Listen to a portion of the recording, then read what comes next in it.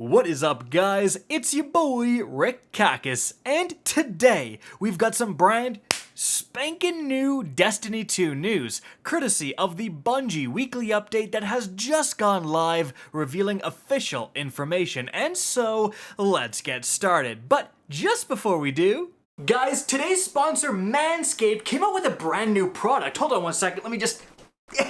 Ooh, here it is, the Boxers 2.0. So soft, extra breathable fabric around the jewel pouch. And guys, I wore these earlier today to the gym. I didn't shower beforehand. There was a whole weekend of Destiny 2 grinder stank, alright? And guess what? Smell like nothing. Here. No, smell it. Oh, it's not that bad. It smells like nothing. It's fine. And guys, I know I'm not the only sweaty Destiny 2 player out there who needs these. And as you can see, they come with a bunch of different fashionable designs from solid black to gold nuggets, so you can customize yourself as much as your character. So you can bundle them in a 3-pack for a better value, or you can buy them in singles, and that goes great with the infamous Performance Package 4.0. You get the lawnmower trimmer, you get the weed whacker nose and ear hair trimmer, the crop reviver, crop preserver to keep everything fresh, everything you need for male grooming in one place. All you gotta do is click the link in the description down below. You get 20% off your purchase and free international shipping. Absolutely check them out, and don't be sitting there in your own sweat anymore, gamers, any more than you already are, Trials players. Alright, now first things first, what is going on this week in Destiny 2? Well, we have a brand new story mission kind of wrapping up Zavala's storyline. Like, first we had Crow, then we had Zavala. Next week, potentially, we could have a new character like Cadel. That's going to be very interesting. Also, the Corrupted Nightfall is available, and it's dropping the Horror's Least, which is one of the new Nightfall weapons kind of re-added this season. And then tomorrow, Trials of Osiris goes live, but there's a bit of a controversy surrounding it. So, last weekend, as you can see, there was a glitch where players were not match made based on their win count, and due to this, Bungie had to disable the flawless pool, which is where if you go flawless, once this flawless pool is enabled on Sunday, then you start matching other teams who have also gone flawless. So last weekend, for the whole weekend, it was just good old natural matchmaking. If you're an average player, you could go in there and absolutely dominate low skill players, or you could get absolutely stomped by, streamers doing carries, right? So it was kind of the Wild West. And as a result, the numbers for last weekend were extremely high. We had like a 21% increase in the overall player base based on the last time Trials was available. We had a significant increase in the amount of flawless players. However, you also had lower skill players saying this was the worst weekend ever. I couldn't win a game. I was constantly matchmaking people who had already gone flawless the entire weekend, and a lot of people had a miserable experience. And so right now, no one really knows where to go from here, because again, it's all anecdotal, right? Some people had the best weekend ever, some people absolutely hated it.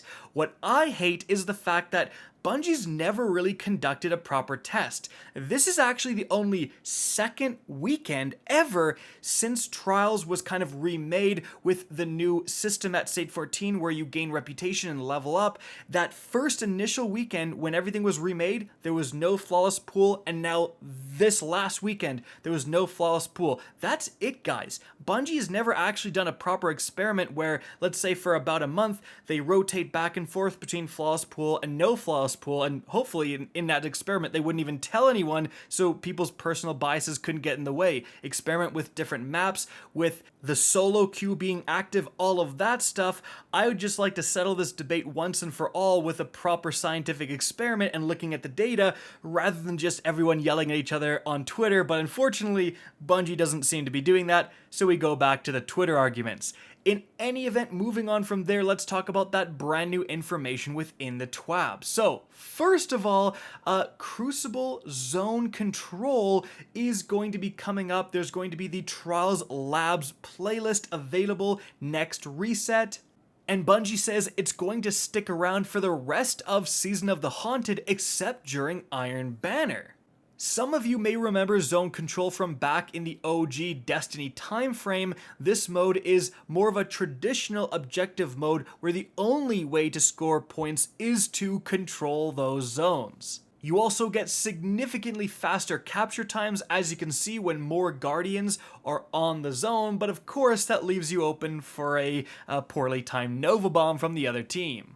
So definitely check it out. Bungie is looking for feedback to potentially add this game mode back into the official rotation.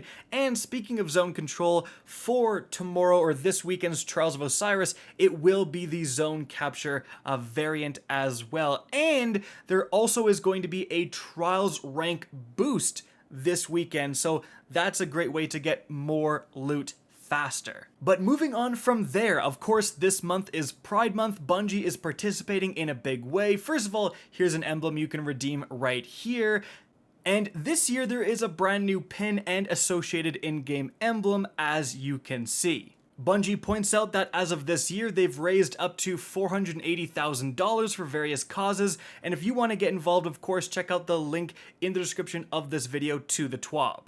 But guys, moving on from there, we have a big controversy within the Destiny 2 community. So, what the heck is going on? Well, players are very unhappy about the airborne effectiveness changes. So, quick summary for those who may not know, this season, a new airborne effectiveness stat was introduced. This is essentially a number that comes with weapons and certain exotic armor pieces and so on, and the more airborne effectiveness you have, up to 100, will dictate how easy it is to hit enemies while in the air.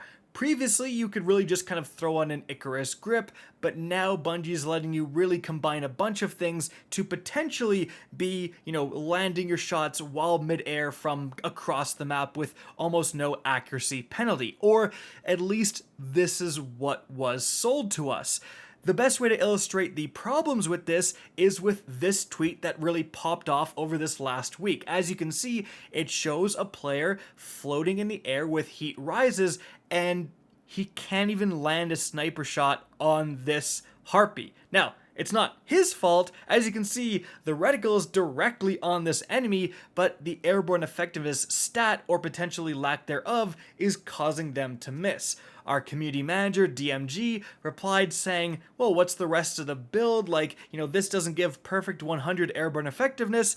And as you can see, promptly got roasted in the quote tweets. Whenever you see a tweet with way more quote tweets, it's not a good thing, guys.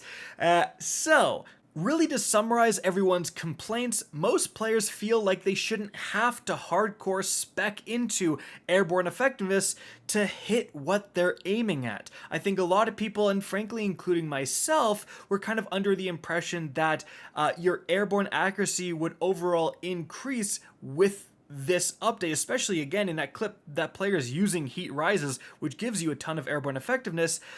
And the more airborne effectiveness you would have, it would simply increase the aim assistance. But if your reticle is directly over an enemy, most players would want to actually hit that enemy. And especially in things like PvE, where you're not really hardcore speccing into airborne effectiveness, you're just going to end up missing when you're in the air a lot of the time, and it's just going to end up being annoying.